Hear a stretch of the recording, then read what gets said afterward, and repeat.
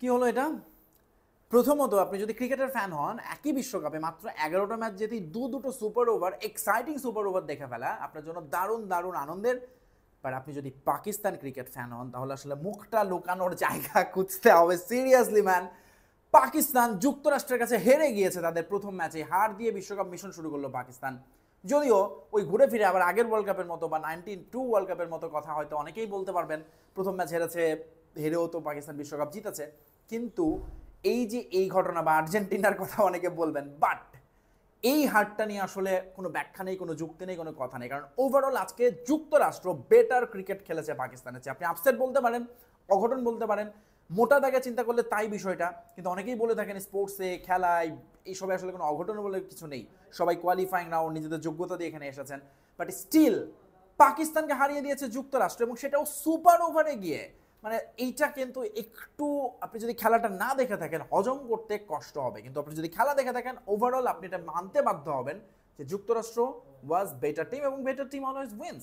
পাকিস্তান আজকে যে পরিমাণ স্লপি ছিল মাঠে, ক্যাচগুলোর দিকে যদি আপনি খেয়াল করেন, ফিল্ডিংয়ে সেই দিক থেকেও যদি শুধু আপনি এগিয়ে রাখেন যুক্তরাষ্ট্রকে, ফার ফার বেটার। যে পরিমাণ দুর্দান্ত ক্যাচিং আমরা দেখেছি যুক্তরাষ্ট্রের কাছ থেকে, এবং একেবারে একবারও মনে হয় না যে তারা আন্ডারডগ বা তারা নতুন দল বা তারা র্যাঙ্কিংয়ে এত পিছিয়ে।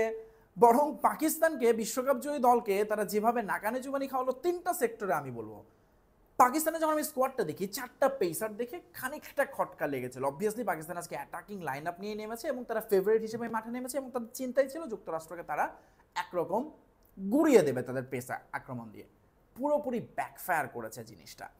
পুরোপুরি ব্যাকফায়ার করেছে সবচেয়ে বেশি কখন? ম্যাচের 41তম ওভারে এসে, অর্থাৎ যখন সুপার ওভার করলো পাকিস্তান প্রথম, এবং আমিরের এক ওভারে 18টা রান যখন তারা দিয়ে দিয়েছে, ম্যাচটা আসলে ওইখানে পাকিস্তান সব দিক দিয়ে আসলে শেষ হয়ে গেছে। সেখানে অপোজিট আপনি যদি দেখেন যুক্তরাষ্ট্র কি করেছে, সুপার ওভারে কত রান নিতে পেরেছে?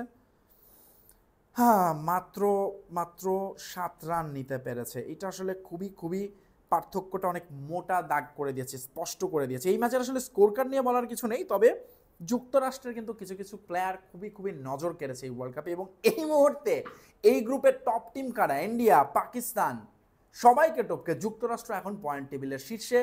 পরের রাউন্ডে যাওয়ার জন্য তারা মোটামুটি বেশ অনেকটা এগিয়ে। মনে রাখবেন মাত্র দুটো টিম যাবে, এবং যারা ধরেই নিয়েছিলেন ইন্ডিয়া পাকিস্তান যাচ্ছে এখান থেকে, আমরাও যারা ভেবেছিলাম অবভিয়াসলি, সেখানে কিন্তু একটা বড় এখন প্রশ্নচিহ্ন, বিস্ময়সূচক চিহ্ন যদি কিন্তু হিসেব চলে আসছে। কারণ পাকিস্তানের উপর প্রেশার, নেক্সট ম্যাচ ইন্ডিয়ার সঙ্গে, এবং আনপ্রেডিক্টেবল উইকেটে অন্যদিকে যুক্তরাষ্ট্র ফার বেটার পজিশনে। দুটো কঠিন ম্যাচ, আর একটা কঠিন ম্যাচ তাদের খেলতে হবে অবভিয়াসলি ভারতের সঙ্গে, কিন্তু তারা কিন্তু এর মধ্যে পাকিস্তানের সঙ্গে ম্যাচ খেলে ফেলেছে, প্রথম ম্যাচে জয় দিয়ে শুরু করেছে, এবং আরও একটা ম্যাচ তারা পাবে ফেভারিট হিসেবে মাঠে নামার। সো বিশ্বকাপে আসলে আপসেটটা অবশ্যই মজার, আনন্দের, ভাল লাগে, বিশ্বকাপটা জমিয়ে দেয়। কিন্তু কেন পাকিস্তানের ফ্যানরা আবারও এই প্রশ্ন করতে বলতে পারেন যে আমাদের সাথেই কেন, পাকিস্তানের সাথেই কেন করতে হবে? এটা ভারতের সঙ্গেও তো করতে পারছো। সো আমরা নিশ্চিতভাবেই যুক্তরাষ্ট্র এই বিশ্বকাপে আসলে চমকটা অবশ্যই বাড়িয়ে দিয়েছে। ভারতের সঙ্গে তারা কেমন করে সেটা হবে দেখার। তবে তার আগে ইন্ডিয়া পাকিস্তান ম্যাচ, সেই ম্যাচে পাকিস্তান এখন অনেকখানি কিন্তু পিছিয়ে থাকলো বলতে হবে।